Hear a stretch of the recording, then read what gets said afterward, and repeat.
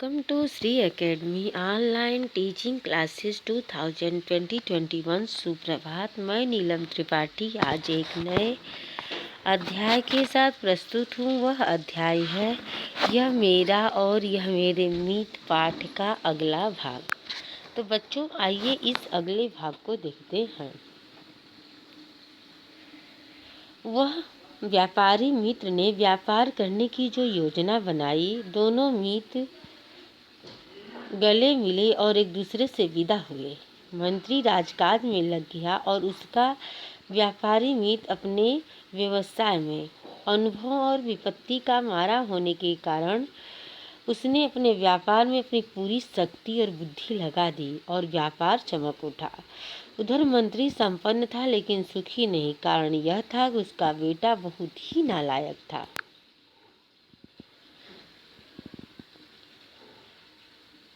लाख उपाय करने पर भी वह कुछ पढ़ लिख नहीं रहा था। वह किसी की सिखाई हुई विद्या को याद नहीं रख रहा था। मंत्री को अपने मीत की याद आई। जब वह उसके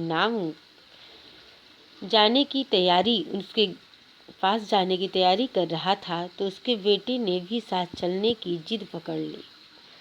वह उसे भी साथ लिए अपने मीत के पास पहुंचा। इस बार उससे इतना ही आश्चर्य हुआ जितना द्वारिका से लौटने पर श्री कृष्ण के मीत सुदामा को हुआ था।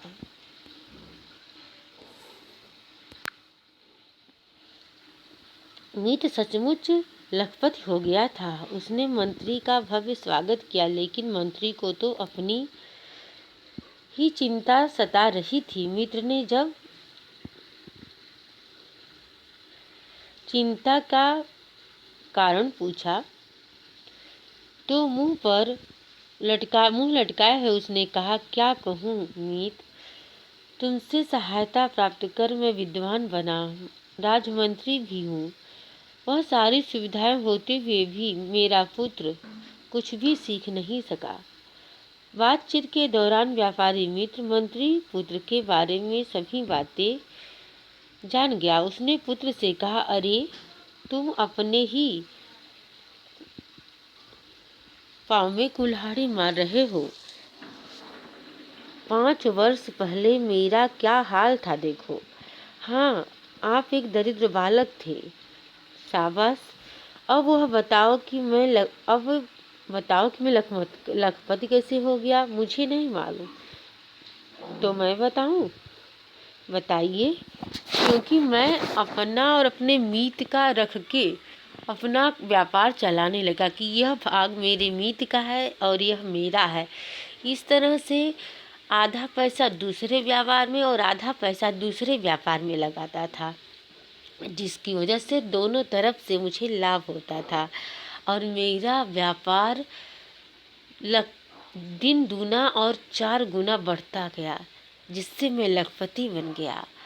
तो बच्चों, तुम भी यदि चाहो कि यदि शिक्षा को आधा बांट करके अपने मित्र और आधा अपने के भाग को रखो और आधा भाग तुम पढ़ो, इसके बाद फिर से जब मन अच्छा हो जाए तो अपने मित्र का भी भाग पढ़ो। इस तरह से बुद्धि सीखने से तुम्हारी बुद्धि और अत्यधिक विकसित होगी और तुम आगे बढ़ोगे। एक दिन ऐसा आएगा कि तुम सभी शास्त्रों के ज्ञाता बनके हमारे समाज में उभरोगे और हमेशा हमारे समाज का विकास करोगे। यह बात उस मंत्री पुत्र को समझ में आ गई थी और वह अपने पिता से कहा कि पिताजी, अब मैं पढ़ूंगा और आपकी बात भी मानूंगा। और जब यह परिवर्तन मंत्री देखा तो बड़ा ही खुश हुआ और मंत्री अपने मित्र के विचारों से भी बड़ा ही प्रभावित हुआ।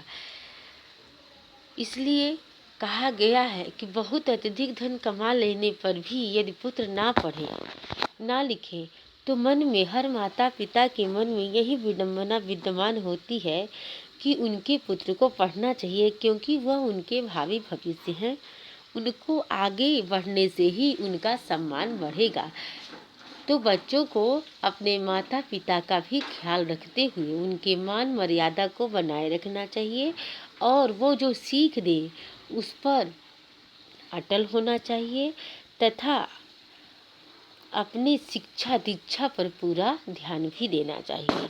तो आशा है बच्चों आप सभी लोग इस पाठ के सार को समझ गए होंगे। धन्यवाद।